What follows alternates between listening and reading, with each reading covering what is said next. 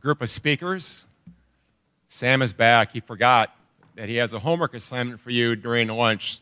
So, Sam, lay it on him. All right, so there's a reason why we've had so much connecting today, right? You were mixed up at your tables, and we had you do that activity, each one teach one. Trevor had you connected on some stuff because leaders know the power of connecting. So your lunch assignment is to find someone that you do not know.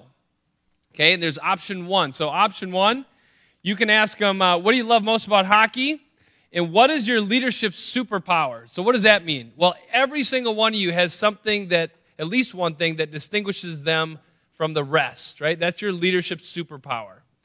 So that can be option one. You can just take that. Or if you want to go option two, you dig into your own curiosity and you just ask them 2 questions that you are really curious to find out. I don't care which option you take. You just got to take one of them, and then we'll connect after lunch. All right? Thanks, Wayne. Okay, we are very excited to welcome several guests to the stage. What promises to be a great roundtable discussion about leadership off the ice, or in Chad's case, off the playing field. All of you will have an opportunity to ask questions of our panelists. You may write this number down by texting your question to 651-800-1284. Now, this is some of the feedback we got from last year. There weren't a lot of hands going up, but we had a lot of great questions. So some people suggested that we take questions from the audience via text. So again, 651-800-1284. Our roundtable discussion will be led by Audra Martin and Kevin Gorg of Fox Sports North, and they will have the pleasure of introducing our special guests. So Audra and Kevin, take it away. And please give them a nice warm welcome.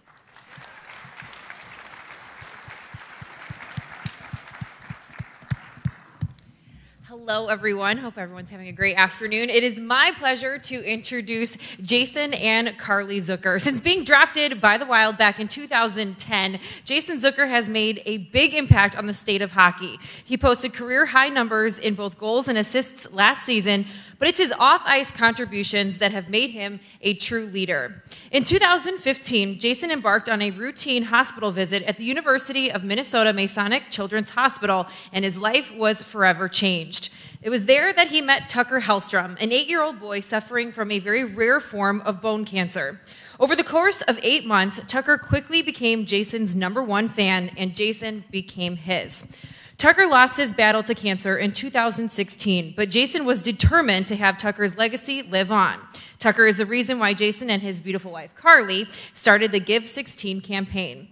The campaign was designed to raise funds for a Wild Suite and replica broadcast studio in the Masonic Children's Hospital. Ideally, the Zucker family suite and broadcast studio will become a place where families and kids can go to watch games, record TV shows on radio segments, and escape, if only for a few minutes from their hospital stay. The Zuckers kicked off the campaign with a $160,000 donation and encouraged fans throughout the season to give back in forms of 16, from 16 cents to $16,000 or anything in between. Excuse me. To date, the Give 16 campaign has raised over $900,000. Now, the Zuckers also donated an additional $52,800 this past season, $1,600 for every goal Jason scored this season. Jason was recently recognized for his philanthropic contributions at the NHL Awards show last month as a finalist for the King Clancy Memorial Trophy, an award given to the player who best exemplifies leadership qualities on and off the ice and has made a noteworthy humanitarian contribution to his community. Please welcome Jason Zucker.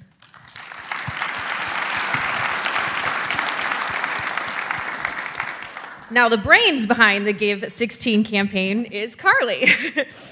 Carly, as a community involvement leader, it's always been an important part of her life. The former host of Minnesota Timberwolves Entertainment Network and CW Twin Cities put her philanthropic values into action 6 years ago when she created Minnesota's Red Dress Collection, a fashion show to benefit the American Heart Association's Go Red for Women program, which shines a light on heart disease, the #1 cause of death in women.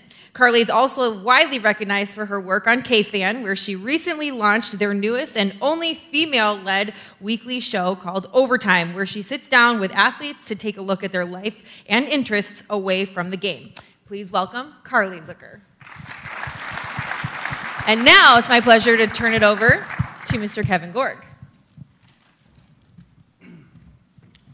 Thank you, Audra. I had the pleasure of getting to know these 4 people in my time as a broadcaster here in the Twin Cities, and I think it's important for you guys as young men and women to think about the legacy that you want to leave for your programs. And the one thing I'll say about the Greenways and the Zuckers, having been around the Vikings and the Wild as long as I have, is they're leaving the kind of legacy that you should be proud to leave. Their community, their team, their locker room is better because of their impact, and I'm really proud to be here working with these 4 people, proud to call them my friends here in this community, and it's just, I think, a really great opportunity for you guys today, when you get those questions coming in, to kind of pick the brain of what they are, because you're just starting this journey, right? These guys were all high school athletes at one point, college athletes like yourselves, and look at the impact they've had on our Twin Cities here. It's remarkable what these 4 people have done, and hopefully through this endeavor you guys have committed to today, you guys can learn something today and take part of what they do and bring it to your community and your future as well. So anyway, I'm going to get to my pleasure here today of introducing Chad and Jenny Greenway. Big Viking fan like all you guys growing up here. Had my heart broken a couple of times with those Super Bowls when I was a kid. And Chad knows it well, being a Viking himself, that Vikings fans are always ready to come back for more. We love our team. We love our purple, and we love what this guy meant to the Minnesota Vikings. He's a former Vikings linebacker, as you know, South Dakota native. Chad Greenway spent his entire 11-year career right here with our Minnesota Vikings. He was selected by the Vikings in the first round of the 2006 NFL Draft after a successful stint at the University of Iowa. Now that's the misstep we've got here. We're all Gopher fans, so we're gonna move on from the whole Iowa thing. He was great at Kinnick Stadium. We're happy for him. That was terrific. Now the last 7 seasons with the Vikings, he served as team captain. He's a 2-time Pro Bowler, and the most importantly, a 4-time Minnesota Vikings Community Man of the Year. And he knew it was time to finally hang up the cleats. Greenway is the type of guy that continues to use his power behind the athletic success that he certainly had to better his community.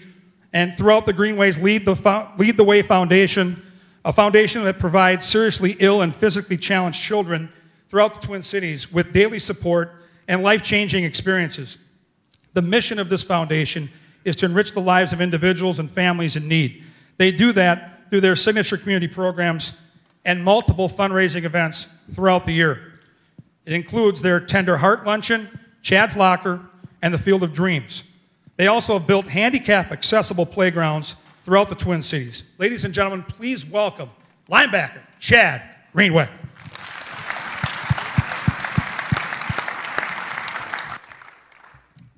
Jenny Greenway also attended the University of Iowa, where she was an All-American, All-Academic, and 2-time captain of the Hawkeyes track and field team. She graduated with honors and a degree in accounting. Like her husband, Jenny is also very involved in the community. She's the vice president of the Lead the Way Foundation and is the co-chair of the Make-A-Wish Foundation fundraising event. The mother of 4 daughters is also a fitness class instructor at Tiger Athletics and the YMCA. Please welcome Jenny Greenway.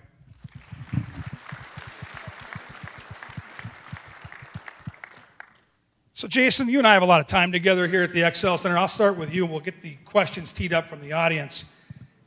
The balance that you have to have. You're a father, you're a fixture here with the Minnesota Wild, and then all the charity work that you guys certainly do. How do you balance out your commitment to your team, your commitment to your family, and wanting to give back with your time, knowing that each has a specific amount of time that you have to give? Yeah, I mean, that's the hardest part of all of it, is making sure that you save enough time for everything. Family is always number one, so it doesn't matter what it is. Family is always going to be number one. After that, obviously, comes your job, and that's hockey and being ready to play every night on the ice. And then you're always going to have some time left over, and for Carly and I, that's always been been a huge aspect of our lives to make sure that we're giving back, and we've put all of our efforts into the University of Minnesota Masonic Children's Hospital, and we make sure every chance we get, we go back there and we help and we give our time to them. Can I steal your mic? Sorry. First of all, it's great to be here. It's great to see these kids, learning things from us. We've been through the grinder, we've been through the tough times, we've been through the great times, and it's great to see you guys have attention and to want to be here, want to learn. But for us, we can't take all the credit. When we walked in the building in 2006, you guys were probably like 2 years old. The Vikings did a great job of, hey, what are you passionate about? What do you want to be? What do you want to do? What do you want to help? At the time, our first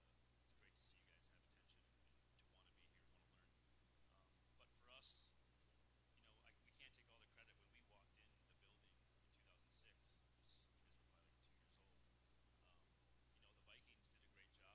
of make a difference. And we quickly realized after we had our first child that we wanted to make an impact in children. And that's when we formed our foundation. We really want to focus on kids and just helping give them support in different ways. So, it's been a long, winding path. Our direction has always been kind of straight ahead with what we have, but we've been all over the place as far as who we help and what the needs are. They're ever changing, and we're trying to kind of continue to change with them. My next question is for Jenny, and I've watched the team the Zuckers have become.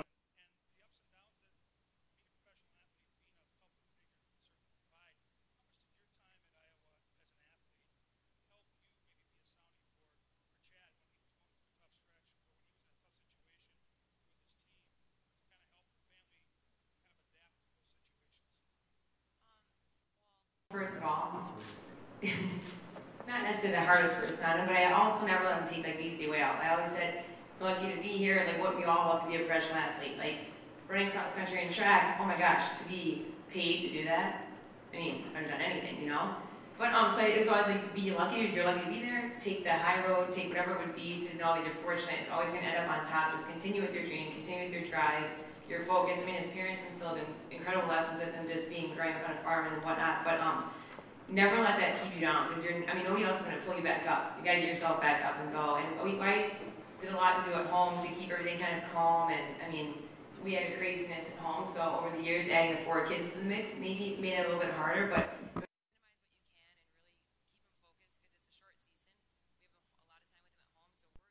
take care of what you need to take care of yourself.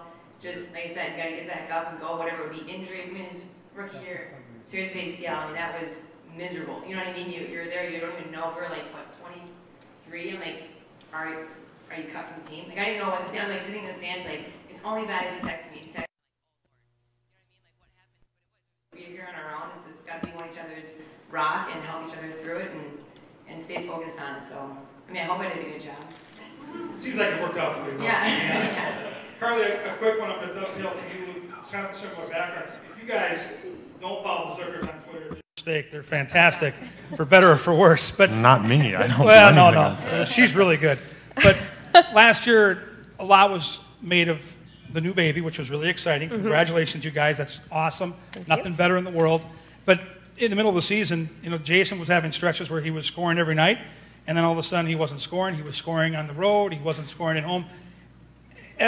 As the brains behind the operation, as Carly adroitly pointed out, how do you keep him grounded? How do you balance that out? And how do you keep him from having that get in his head? Because you want him to be out there at his very best, and you also want him to be a great dad at home with this new baby. How'd you balance it out? Yeah, poor Jason has to listen to Jenny say how calm she keeps it at home and how even try to keep it calm. How she keeps it together for them and lets him focus. I'll be honest, Jason's a really, really involved person, whether it's season or not. And I know Chad is too. So it's kind of hard to make him step back and say, we would have, when Hendrix was newborn, I'd say, go sleep in the guest room because I don't want you to wake up throughout the night, and that'd be hard for him to go do. But I tried to do the same thing and keep things balanced and make him, take the time that he needed to focus on hockey. But it's hard also because I have a lot going on. And for the men and women out there, when you grow up and if you have a family or if you have other things going on in your life, things that you're passionate about, you need to remember that you do have a lot of things going on outside of that world. So what's important, obviously, is hockey, but your family is important too. And I think Jason remembers that and stays grounded. So, I mean, it's harder for me to answer that question because I have so much going on that I don't necessarily say like, oh, you're the primary focus all the time. Like I take a lot of pride in the work that I do and the things that I do and the charity work that we do. So I don't let him off the hook necessarily to just focus on hockey. I'm like, we have to go do something tonight for the charity, or we have to do something with the family tonight. So our dynamic's a little bit different, but Jason's really young, so I always say he can handle it. Like he's got this because he's young. So, I mean, it's maybe not the answer that that everyone's looking for with like me just letting him ride through hockey and the season and let things be calm. We just kind of live life how it is, and we love our life, and we have a lot of fun. And I think remembering to have a lot of fun in what you do makes a big difference. All right, we have a question from the audience, and it's for Jason. Coming from a non-traditional hockey area growing up, what do you think has been the biggest key and the difference for your success in playing hockey? I mean, I was kind of all over the place. I obviously grew up in Las Vegas, but I lived in LA for 2 years when I was 11. I was back in Vegas for a few. I was in Michigan for 3 years. I was in Denver for 2, and then I was here. So I was a bit all over the place. So even though I grew up in Las Vegas, I mean, the youth hockey there wasn't what it is here in Minnesota, that's for sure. I grew up playing roller hockey, and I think that was a huge aspect of my career that I think helped me along the way as far as creativity on the ice and just thinking in the game and realizing the different options you have while playing the game. Because roller hockey is 4-on-4, no checking, no offsides, no icing. It's a completely different game. So it was a lot of fun to grow up that way.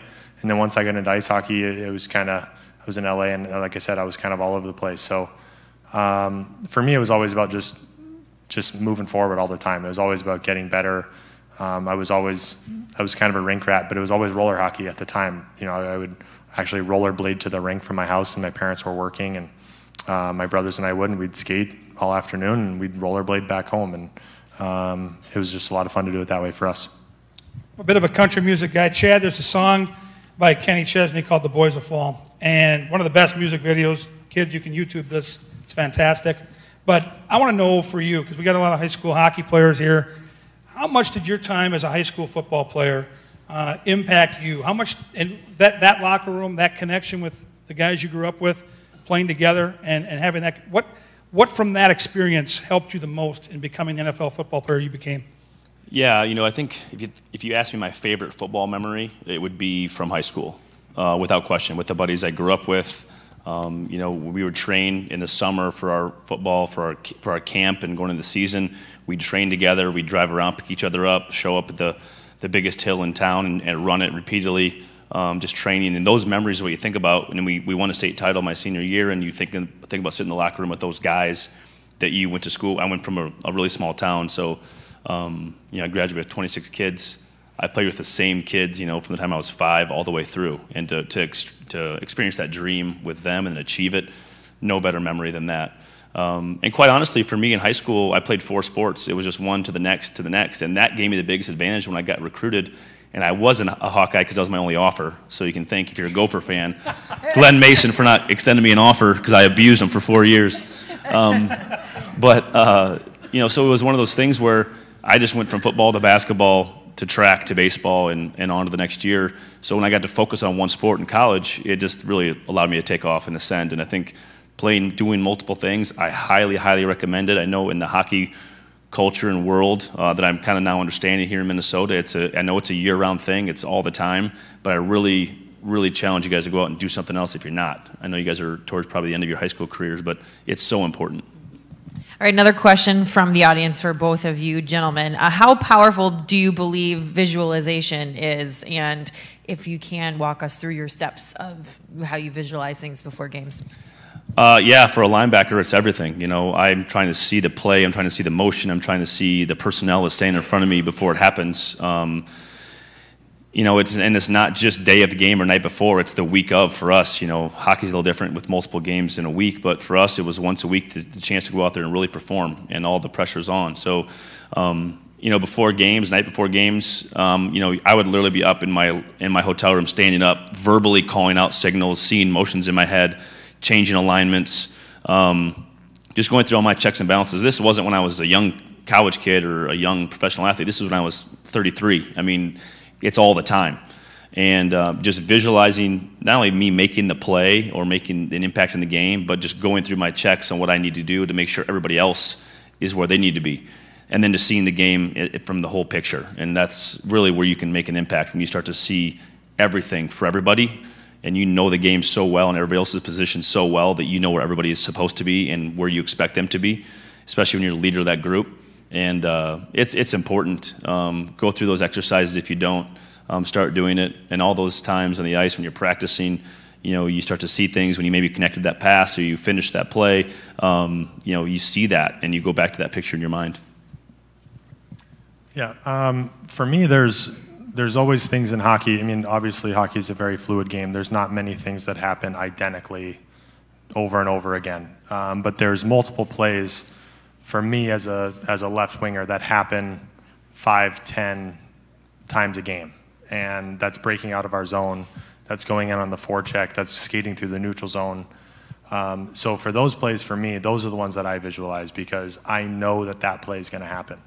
I don't visualize myself on a breakaway because it happens, once every 10 games if you're lucky. You don't visualize the wide open net you're going to get. You need to visualize the plays that are going to happen, that you can guarantee are going to happen 5-10 times a game. And that's when you get a breakout pass from a defenseman and you have to chip it off the glass or make a play to your centerman, whatever it may be. Those are the plays that I visualize because I know that play is going to happen. And then on top of that, there's plays that I would like to happen, that I also visualize and say, if I get into this situation in the offensive zone and I have the puck in the corner, I have this, I have option A, B, and C, and I can visualize those as well. But for me, it's never about visualizing scoring a goal. It's always about visualizing the plays that I know are going to happen that night for sure. Nope, go ahead. This is for the ladies, and I guess, for you guys growing up, how much did your time in youth athletics, what you did as a youngster, set you up for now when you're in charge of these charitable situations and big groups, as you mentioned earlier? How much did that time as an athlete, and I'll start with you, Carly, we're working to Jenny, help you? Because when you're an athlete, you're dealing with people that you get along with sometimes and people that drive you nuts in that locker room. You all have to kind of have a common goal to make something special happen. It's no different in sports than it is with your charitable endeavors. How much did that help you, though, for what you're doing right now?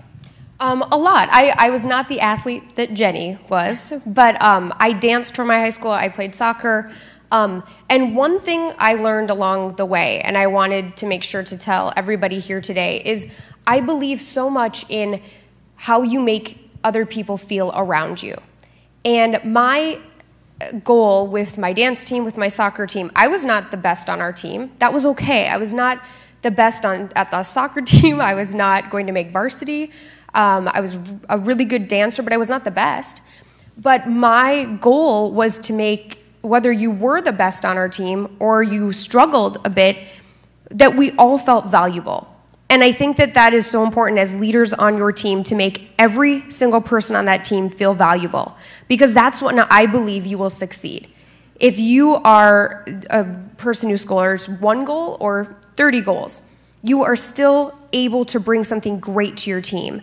And I just hope people don't lose sight of that. And I think as a leader, you can show the rest of your team the value that they have. And I hope that people always do that, because I think sometimes we get into this idea of a hierarchy on a team, where if you're the veteran or you're the captain or you're this person, then you might make the rookie. There's sometimes where the rookie or the other person may feel uncomfortable. Make them feel comfortable. Make them feel like they have a place on that team no matter what, because that is what I believe makes a team succeed, is when all of you feel like you are striving for that same goal, and then where you all feel that you have a value. And I think you all have the ability to make your team feel valuable, whether it's a win, a loss, no matter what happens. Just know that you're all after that same goal, and you have the ability to make a difference and to show everybody else on that team how valuable they are.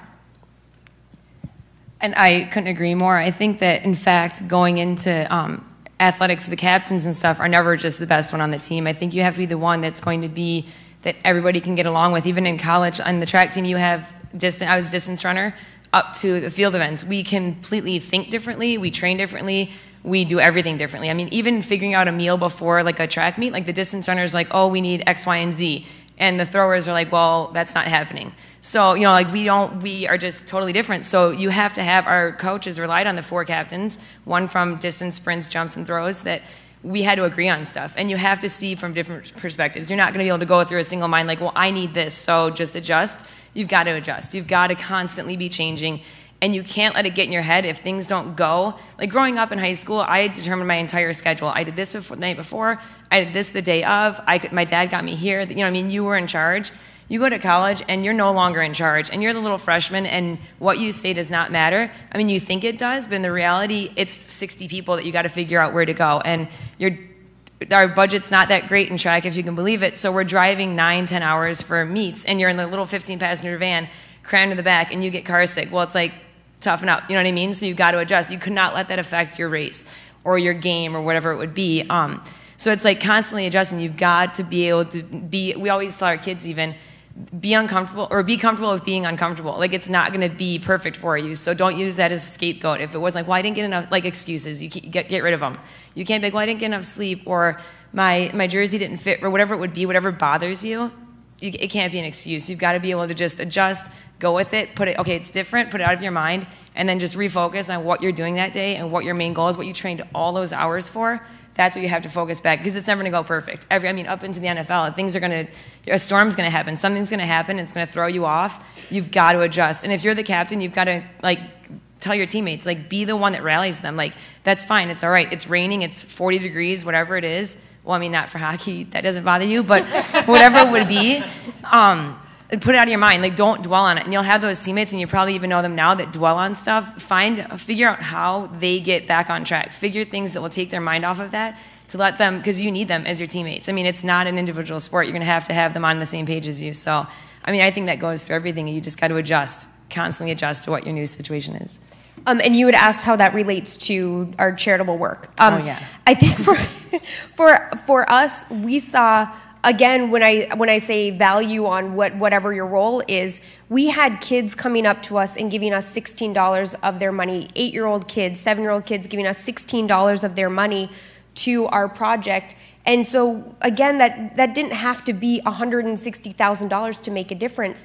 These people giving $1.60 or $16 really helped us build this space, because all of that money combined helped us reach, it's actually over $1 million now in one season, which blew us away. And that's because of everybody contributing, whether it was a small amount or a large amount.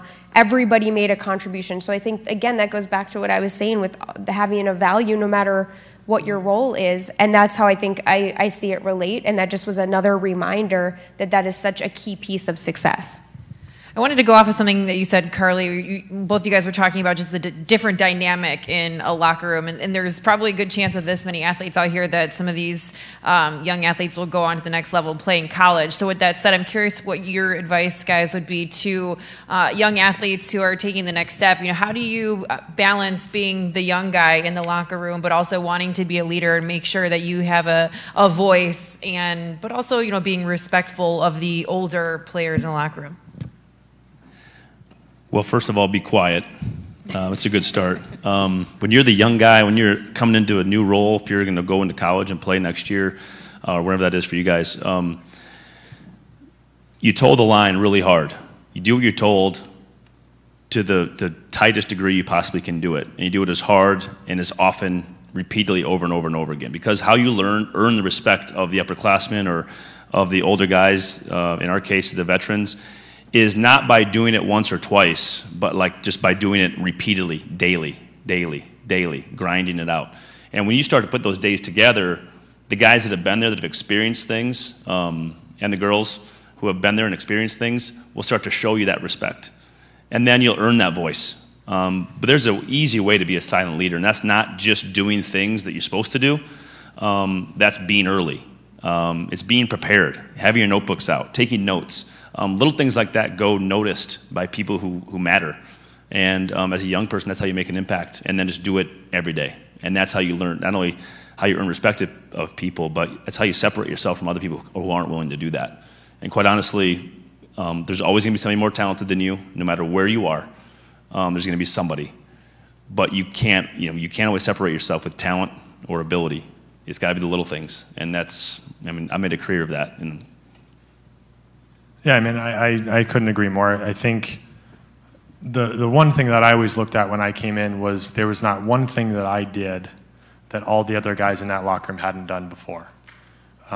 There's very few guys in hockey that don't have to go to the AHL or don't have to play college hockey in our first overall picks. I mean, there's not many out there, obviously. And so for me, getting called up and sent down, I mean, I had the freeway named after me. After my second year, I was called up and sent down so much. But that was something that for me, my first full season, I made it out of camp. I scored 21 goals that year.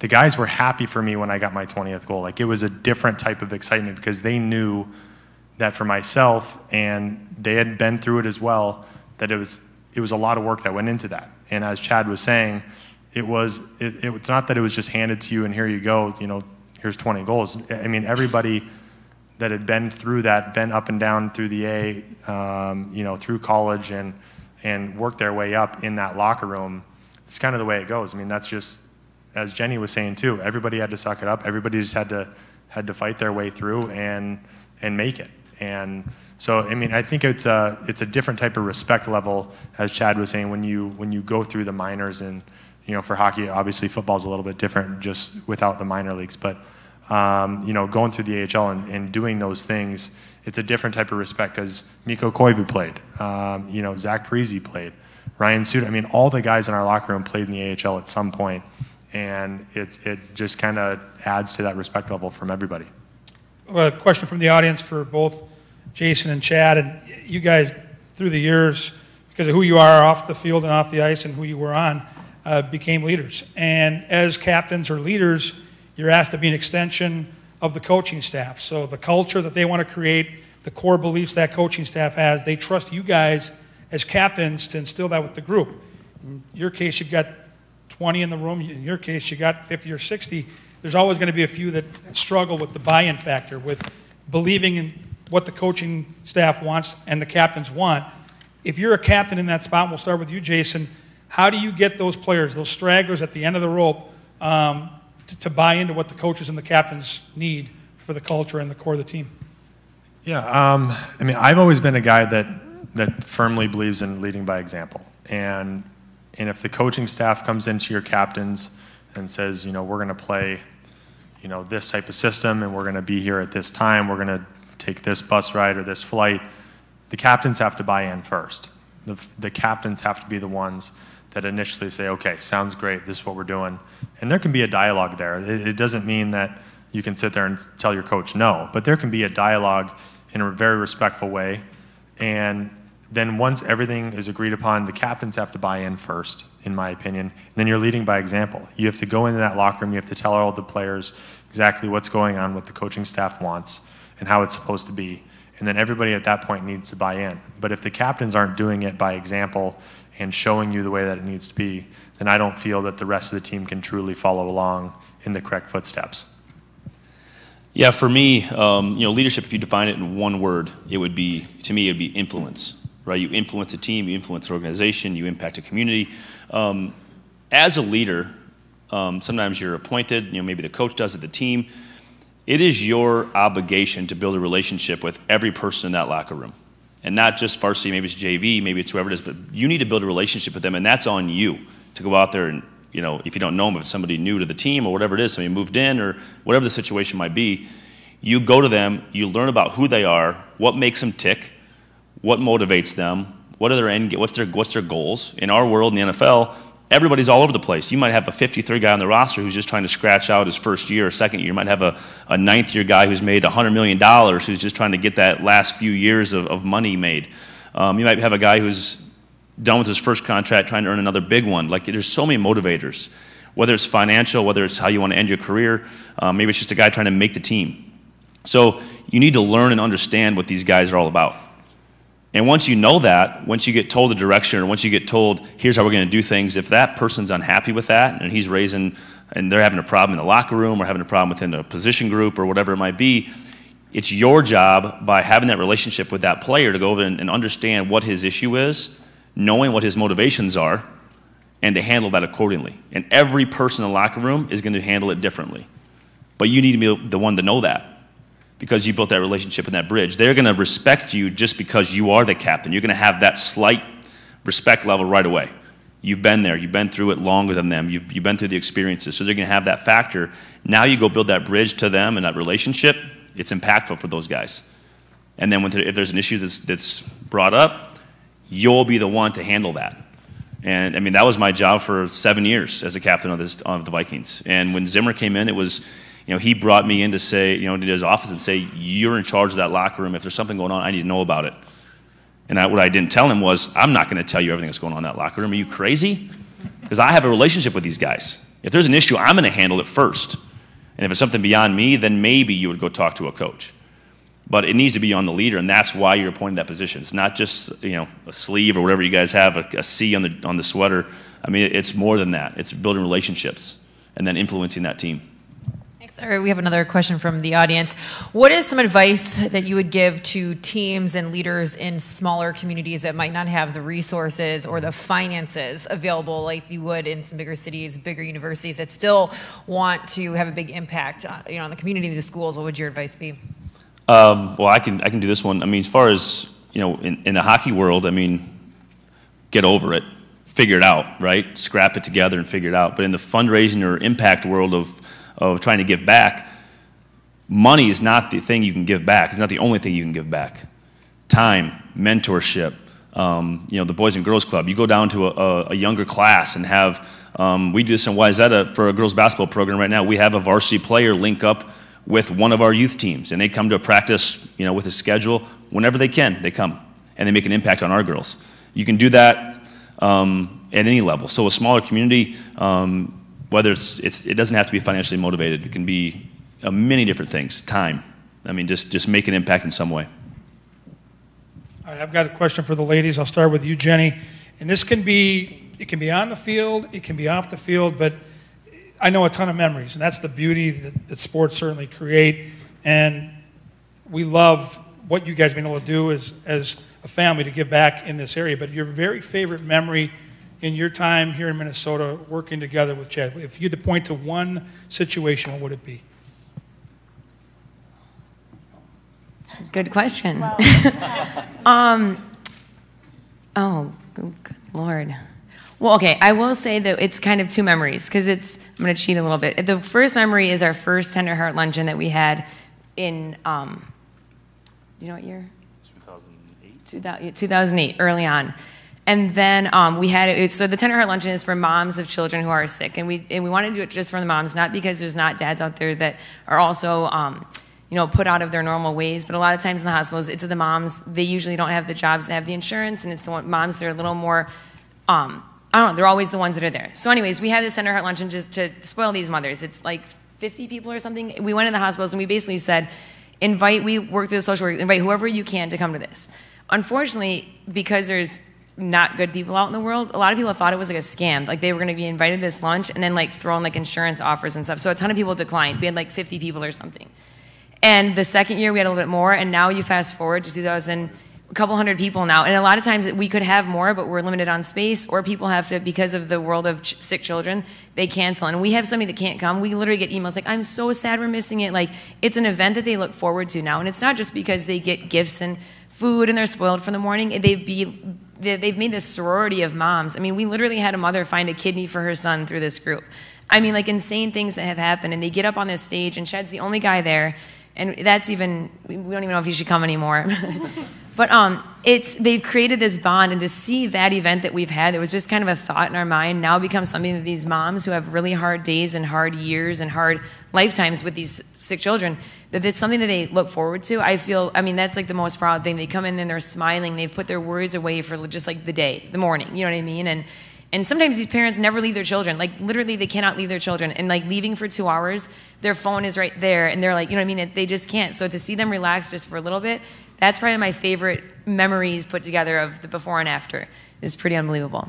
And Carly, same question. I know we've seen you on Hockey Day coverage, and we've heard you on the fan, on the radio station. For a lot of these young men and women, they maybe don't know maybe your very favorite memory as Zucker family, the impact that you guys have made. Oh man, that is such a tough one, because there are so many that stand out in my mind. I mean, from meeting Tucker Hellstrom, as you talked about earlier, who passed away from osteosarcoma, the moments that we spent with him and his family meant so much to us, because I think that really changed our mentality. Before that, I had done work with Red Dress and Women's Heart Health, and Jason had done a lot of visits, and we wanted to make an impact on the community and wanted to give back, but Tucker really gave us the passion, and Tucker really inspired us to try to do more. And like Chad said, it's not always financial. It's just hopefully putting a smile on someone's face. One of my favorite stories from Masonic Children's Hospital is we were there for just a visit. Just a random visit at some point, and I can't even really remember the exact reason why we were at Masonic. We like to go there whenever we can. But we were getting ready to leave, and there was a young girl and her mom standing behind Jason, and she's crying. And obviously, both of us are thinking, she's at the hospital. It's obviously a really hard time, so we're trying to give them their privacy and step over, and we both feel horrible, but you don't feel like there's anything you can do. And we're standing there, and the mom actually comes over, and she said, she's just so excited to see Jason. She's crying. And so it wasn't about the hospital. She was so excited to run into Jason that she was crying. And in that moment, I think sometimes you probably forget too. I forget how just their presence, just an athlete or someone that another athlete can relate to, or someone that they aspire to be or that inspires them, can make a difference in their life in a simple way, just meeting them. And so we sat and had a conversation. I was like, bring her over, let's take a picture. And we've stayed in touch with her a little bit on social media, and she was such a sweet girl. And she messaged us after on Instagram and said, just seeing Jason that day made a difference in her day at the hospital. And I think it's really easy for us to forget that can happen. And what an unbelievable opportunity that these guys have to make that kind of a difference. And so for us, there's just a joy in having that opportunity, the platform, to make that an impact on a person. And we want to always utilize that, and that's why we do what we do, because it's a short life as a pro athlete, and he has such a unique opportunity and a platform to do that, and so it's super important to us. But I think the fact that those little things can happen and do make a difference are just unbelievable to me and make such a difference in this world. And so that's for sure one of my favorite stories about the hospital. And I mean, honestly, just every memory that I have, he's such a good person, and I'll talk him up because he would never talk about this stuff, but just having him as a positive impact on our lives, we have so many great memories of it. So it is hard to narrow it down, but that's probably my favorite story. Carly, you just mentioned Instagram, which was going to be one of my questions I wanted to ask you guys too. I'm sure everybody can relate to the wonderful joys of social media. And so I wanted to ask you guys, when you are trying to be a leader and trying to ignore the outside noise, there is always social media. What would your advice be to young athletes who might see some negative things or hear some negative things on social media, of not letting it derail you guys, and what they can also make sure their teammates, tell their teammates to not let that be a problem either?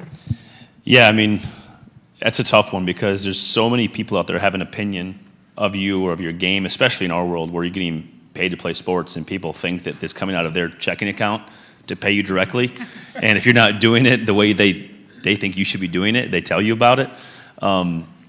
It can be a challenge. And the hard part is as an athlete, I think the most important thing is you cannot let your confidence waver. You're going to go through ups and downs. You mentioned, having streaks of maybe not scoring a goal or not going your way, not getting that bounce. I know the puck is a crazy thing, and it takes some weird caroms and bounces. You have to just keep your confidence up. And if you start reading into too much of that negativity or letting that stuff creep into your life, it can absolutely damage you. I know for me, a nice thing for me is I was a little slow on the social media on purpose. I kind of just stayed away. Although Facebook started when we were in college, I think, which is terrible. So we were like one of the first Facebook users. Anyways, but the biggest thing I see is a negative impact. So many positive things can come from social media. You meet people, especially with our foundations and things, the work we do. But when it comes to people, putting out bad tweets or putting up bad pictures and stuff being on there, there's just so many negatives you got to be really careful of. And I think it's a challenge, and especially in you guys growing up in that world of not really knowing it any differently. You guys are in a tough spot by just having your whole world be out there and be for public. And I think within your team, you need to make sure that everybody's on the same page of how you're going to use it and how it's going to positively impact your community, your team, rather than obviously negative impact it could potentially have. So it's something you definitely have to be careful of. Yeah, I mean, as he said, social media is always a tough thing. I think it can be used for a lot of great endeavors, and Carly and I use it a ton for all of our charity work. Carly uses it a ton for everything else as well. I always feel that it's an extension of yourself, and what you say on your Twitter or your Instagram is you. Just because you're hiding behind a keyboard and you're on a computer doesn't mean you're not actually saying it. So if you're putting things out there and you're gonna have fun with your friends and post pictures and whatever, that's great. Just this is the dad in me now. The internet is be forever. Smart. But I mean, as far as people saying things to you, it's going to happen. I mean, I tell Carly all the time, not everybody in Minnesota is a fan of mine. I mean, I bet you half of them aren't.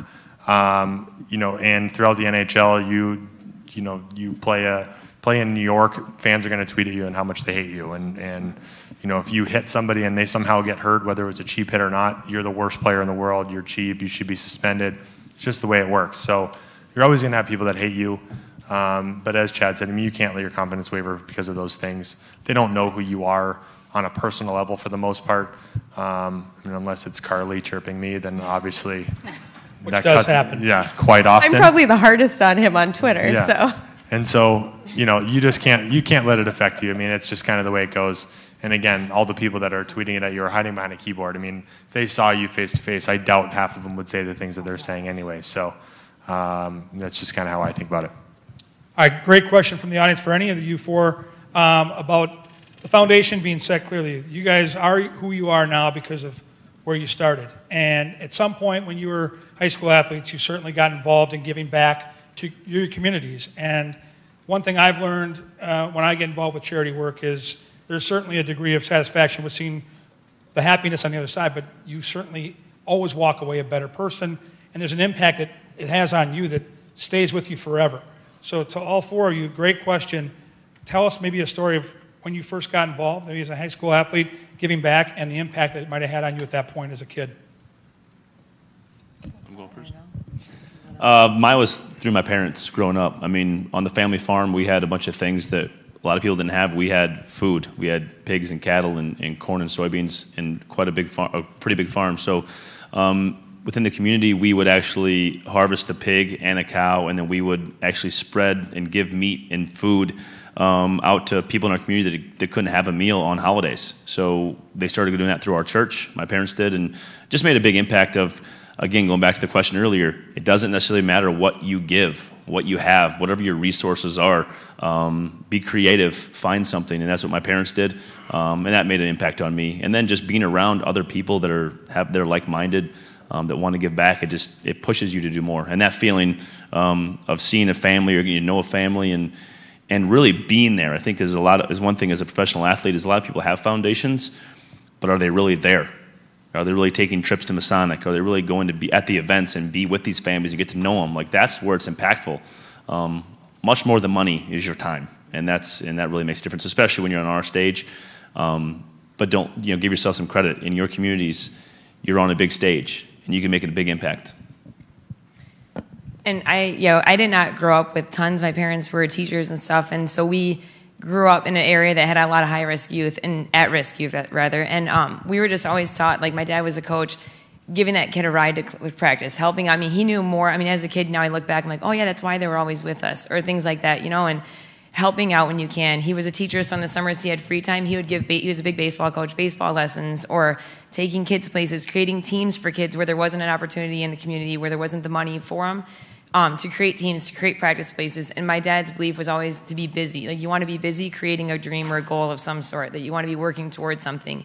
And I mean, he's very much like that now. It's always like, what do you want to do and how are you going to get there? And he was always said, if it's, you know, you got to motivate these kids in one way. If the mom and dad aren't there, my dad always tried to step in and be there and get people around them that could. So kind of like not money. It involved no money. It involved time and getting people to a public park, just kind of stuff like that. And then that kind of grew into, then in high school, working out with my own, in kids, my own grade and younger kids and stuff.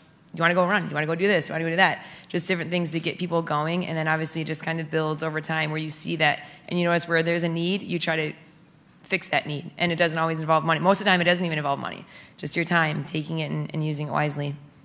Yeah, my I guess inspiration for giving back came from my parents as well. My parents very quietly gave back, which I thought was very inspiring too. It wasn't about, I mean, we are doing this campaign really to just get the fans involved, but they didn't do a campaign like that. A lot of what my parents did were very, very little things. Like you guys said, trying to give somebody a ride. My mom was home with us, so she was able to kind of help other families out. And so I was inspired through the little ways that they gave back. And heart health was always super important. My dad is a cardiologist, and women's heart health was something he knew long before other people did, that it was the #1 killer of women. And so that was something that was super important in our family, and something he was passionate about, and something I became passionate about. So I guess more than something, I guess, from high school or any story that I could tell, I would just ask you guys to find something you're passionate about, whether it's, you know, getting food to people, or it's, I mean, it could be anything. It could be in the environment. It could be animals. Our daughter, we always ask her every year to choose something that she wants to give back to, and during her birthday, she asks for donations to secondhand hounds to give back to animals, because her passion is animals. So I would just ask all of you guys to take a few minutes at some point just to think about what it is that inspires you and that you're passionate about, and try to find one time a year even, or just, you know, you're busy and that's okay, but find at some point to try to find a way to give back to that passion. Because then I think that can just lead to something else, and it can just inspire people around you to give back. And so, yeah, just find out what you're passionate about and get involved. There's so many ways that you can get involved with your time, as Chad said. So just I would encourage all of you to do that, because it'll feel really, really good. Yeah, for me to piggyback kind of off what Carly said, for me, my passion was always hockey, as most of you in here it is. So for me, when I was younger, my parents didn't have the means, as Chad was saying. You know, not all parents you have the means to give money. So I would, like I said before, I would roller skate to the rink. I would, and I would do camps with my brothers. My 2 older brothers and I, we were pretty good players growing up, and we would do little free camps for kids to come out and skate on the ice. And the owner of the rink was, his son played on my team, so he was very generous, and he would give us an hour of ice every once in a while. And we'd just do camps and just teach some of the kids some things that we had learned. My 2 older brothers had moved away from home and played as well, so by no means were we geniuses and knew everything about hockey, but we were able to teach some of the younger kids some of the things that we had learned from being in Michigan, or being in different places from coaches we had learned that the coaches in Vegas at that time may not have known, or weren't teaching these kids. So we just tried to give them a different aspect to that, and we just tried to do that anytime that we could. Great questions today from you guys in the audience. Really appreciate the type of attention that you're giving, and I think it's important to note that they practice what they preached. Once again today, and between them they've got 6 kids, they've got 1,000 things going on, and they're giving their time again today to help us out. So this concludes this portion of the program. Let's hear it for the Greenways and the Zuckers. Well done, you guys.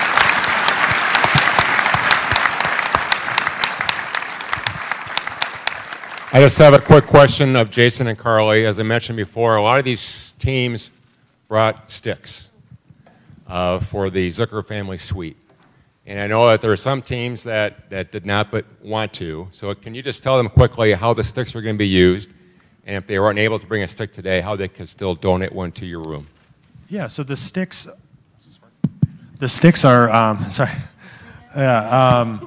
sticks are going to be used within the Zucker Family Suite and broadcast studio at the Masonic Children's Hospital. So there's actually a panel on the roof, and that is actually going to be the focal point of the entire room.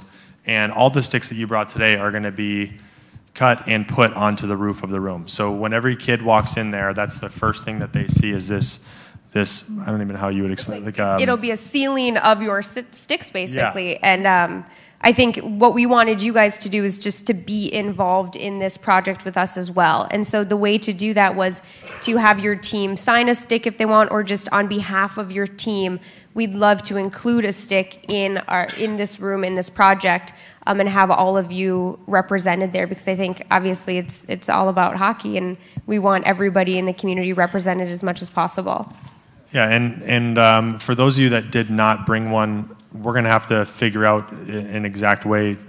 Maybe we'll send an email to Wayne to give to you guys for another spot to drop sticks off and to get them to us so that we can get them to the Masonic Children's Hospital. We're hoping the construction will be done somewhere in October. So we'll get that email out to you, and I'll have Wayne and the rest of the Wild representatives get that to you so we can get some more dropped off. All right, great. Again, thanks again to the Greenways and the Zuckers.